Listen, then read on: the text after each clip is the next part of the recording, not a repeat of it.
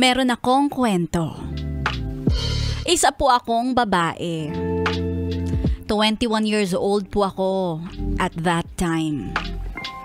Ito yung bangungot na nangyari sa akin sa computer shop na madalas kong puntahan. May isang lalaki doon na admin. At siya, yung taong isinusumpa ko sa buong buhay ko.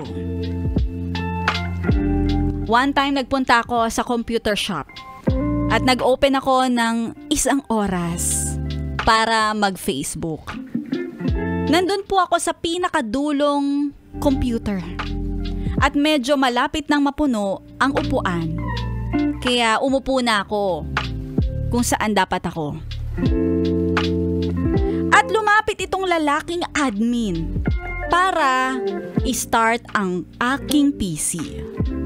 Pero pumatong bigla ang kamay nitong admin na to sa legs ko. Walang kaabog-abog. Pataas, papunta sa aking kifi. Gulat ako. At nagalit po ako, hindi ako makapag-concentrate. Nung matapos na ang 1 oras ng aking pag-rent sa computer, umuwi na po ako kaagad. At nagsumbong ako sa nanay ko dahil sa nangyaring kalokohan ng admin ng computer shop na yun. Naulit pa po ito.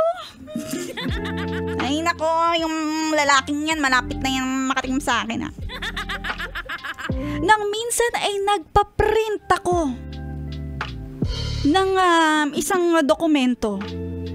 Nagkita na naman kami ng lalaking ito. Mukha siyang galing sa hell.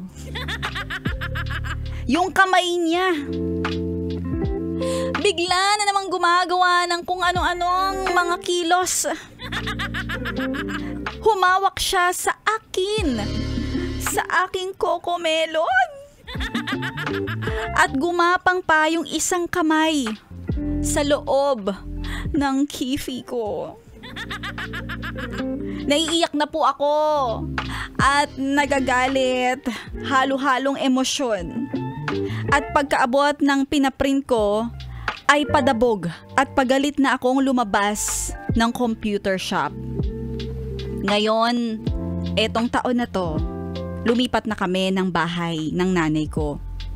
Same pa rin ang lugar pero malayo na doon sa computer shop.